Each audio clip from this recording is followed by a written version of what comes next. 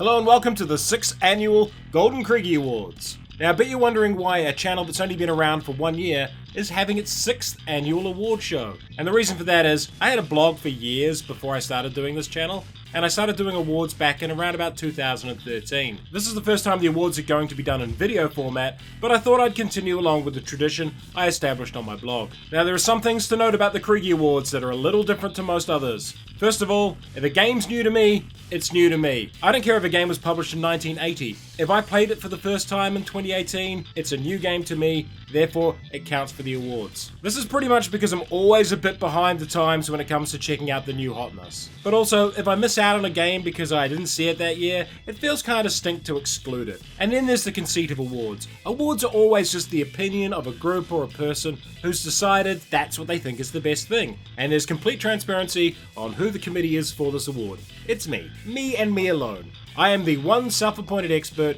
who has decided to arbitrarily give awards to things I want to in categories I've made up. Now this is no different to any award show like, say, the Oscars. I'm just being really upfront about it. Alright, so let's move on to the awards. The Good Things Come in Small Packages Award for Best Small Box Game. Getting bang for your buck is hard these days. A lot of games come with a lot of components and extra deluxe stuff that, while that's really cool, sometimes you just want to pay a small amount to get a lot of game that you can take with you places. And Oaxaca is my small box game of the year. Despite being a tiny box game, there is an awful lot of game in here. There's engine building, there's worker placement, there's dice manipulation, it's got a neat theme, and Will and Sarah Reed have done an excellent job of creating a really neat thematic game that does a good job of representing the culture it's about and provides really solid gameplay. If you're looking for a game to take with you on a trip, or to a games club that doesn't require you to carry them in a big bag, Oaxaca would be a game to pick up. It's also quite affordable. The Distant Future, the Year 2000 Award for Most Interesting Technology That Could Change Board Gaming. In the past, this award has gone to things like custom 3D model printing, tabletop simulator, and app-integrated gameplay.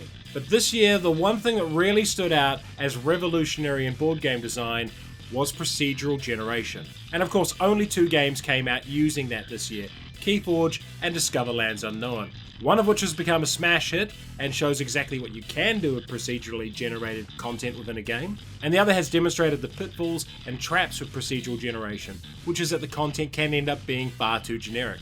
I'm interested to see where this goes. I don't know whether the unique game box experience is something I'm particularly keen to engage with, and I like that they're trying something different. The Bear Cave Award for Best Solo Game.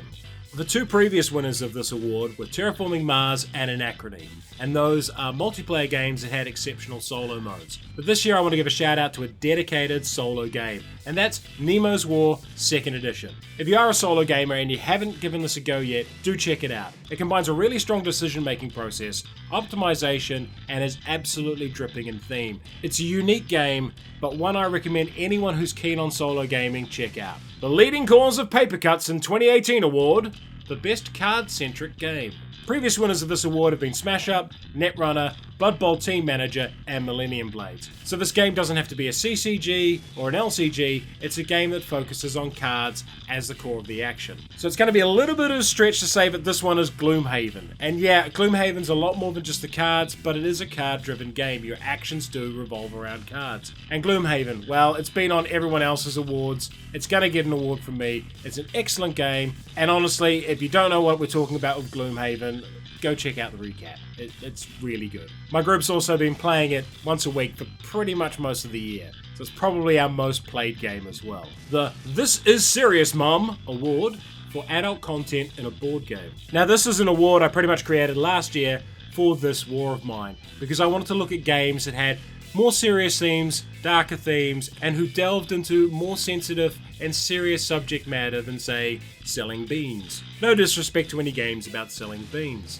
And the winner this year is Black Orchestra. And the reason I'm picking Black Orchestra is it took a challenging and confronting topic of working inside the Nazi regime and presented it in a very true-to-life, very honest and real way that felt like you were members of a conspiracy inside that regime. It also didn't shy away from the actual horrors of what was going on. The Holocaust is part of the game. If one of your characters is low motivation, a trip to see what they're doing out in Auschwitz is exactly what will give you the motivation to come back and do what needs to be done. It's also an exciting and interesting game, Where most co-ops are about steady, ongoing risk management and firefighting, Black Orchestra is about a single decisive point in the game and maneuvering yourself into that place. If you're interested in the subject matter, or just playing a game where you get to shoot Hitler in the face, poison him, or drop him off a bridge, give Black Orchestra a go. The Toy Soldiers Are Serious Business Award for Miniatures Heavy Game of the Year. Now, I like painting miniatures, I'm a sucker for miniatures games, and I've done a lot of miniatures wargaming over the years. So, things like War Machine have been miniatures games that I've played to death and painted to death. So one of the many reasons this game wins this award is that I didn't have to paint it, and that's Lords of Hellas. Now, Lords of Hellas is an asymmetric, dudes on a map game with so many different paths to victory and these gloriously pre-painted miniatures that I just haven't had to go and paint yet. And I really like that. But that's not the reason it wins the award. The reason it wins the award is that the gameplay is exceptional, the theme's really neat, and I really respect games that give me multiple paths to victory and multiple different strategies to try out. The only downer of this game is I'm still waiting for the second half of it to arrive. The 21st Century Digital Boy Award for Best App-Assisted Game. So I only played a few new app-assisted games this year, and some of them weren't that great. One that was pretty damn good was Chronicles of Crime, and the reason it's going to win this award is not because of the smart code scanning thing in the game, which is pretty good, but because of the crime scene investigation part of the game. You get 30 seconds to look at a crime scene through your phone and call out what you see, whether there's a knife on the floor, whether there's a security camera on the wall, where the blood's positioned, what the person's wearing, all those details, while your friends scramble around to find the evidence. And I thought that was really neat. It's the first time playing a detective game that you've actually been able to detect things. And I think that thing alone is why I think Chronicles of Crime is a cut above a lot of the other detective games out there. The Computer Counts as a Friend, right? Award for Best Digital Version. There's a fair number of good digital versions coming out this year. I had really high hopes for Terraforming Mars, but it's not quite there yet. So lamentably, I can't give the award to that game. There's also the Through the Ages app, which is a really good app as well. But the winner for me this year is Sentinels of the Multiverse. I personally don't like Sentinels as a board game. It's a little too cumbersome, there's a lot of bookkeeping, and well, it's just cumbersome. The app takes all of that away and just makes it a lot of fun. You sit down, you pick the characters you want to play, you play your powers, and it does all the annoying bookkeeping for you. The digital version is exceptionally good, and I don't know if I'll play the physical version again. The I Like My Toast Dry award for Best Abstract Game. I don't like abstract games. Well, I didn't like abstract games. I'm very much about theme in games, so finding myself liking a bunch of abstract games this year was kind of weird. But I played Sagrada, Santorini, and I really liked those games. And the winner is Azul.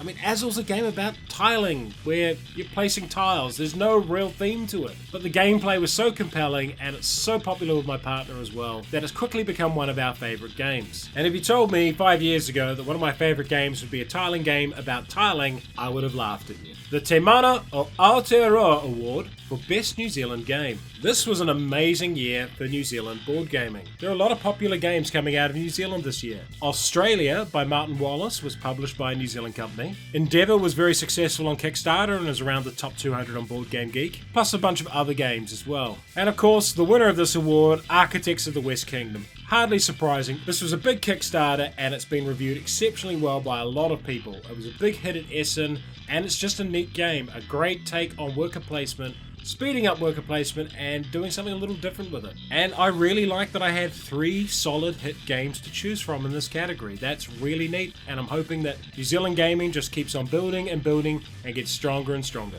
The Nick Garden Memorial Award for Services to Gaming. Now, Nick Garden was a close friend of mine who passed away in his 30s, and he was the moral compass of our wargaming group. Whenever anyone was getting worked up or too serious, he would be the one to say, "Toy soldiers are serious business." And that would immediately make people realize that you're arguing over a board game or a war game or a miniatures game, nothing of consequence. He grounded our group, and I really miss him. So this award will go out yearly to the person I think has contributed the most to board gaming in the community, either locally or internationally. And this year I want to call out Meeple Like Us. There are hundreds of reviewers and previewers out there, dozens and dozens of people doing playthroughs, but only one person is doing accessibility teardowns for those people who need them. And I think this is a valuable service to the gaming community as a whole, and that we should support Meeple Like Us to keep doing what they're doing. And finally, the Golden Kriegy Award for Best Overall Game of 2018.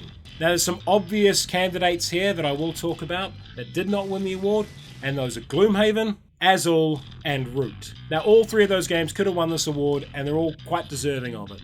But the game I'm going to pick is a game I picked up early in the year that has steadily grown and grown and grown on me, and that is 2015's Thunderbirds by Matt Leacock. Now this game came out in 2015, but I only picked it up this year, and I really can't say enough good things about it. If you like Pandemic, you'll probably really like Thunderbirds. Whereas the other Pandemic games I've played have seemed like a retread, this actually seems like an evolution. It's the next step of the Pandemic idea. And while the theme might not appeal to a lot of people out there, it's a super good co-op game. It requires a lot of forethought and planning, has easily alterable difficulty, executes its theme perfectly, and works equally well as a co-op or solo. It kind of blows my mind that this game wasn't a bigger deal when it came out, as the game was really good. Well, it didn't do particularly well, so I'm guessing that there are versions available out there for not a lot of money, so get your hands on it and give it a go, especially if you like Pandemic. Well, that's my award show for the year. If you enjoyed this video, like it, subscribe to the channel, and check out our Patreon.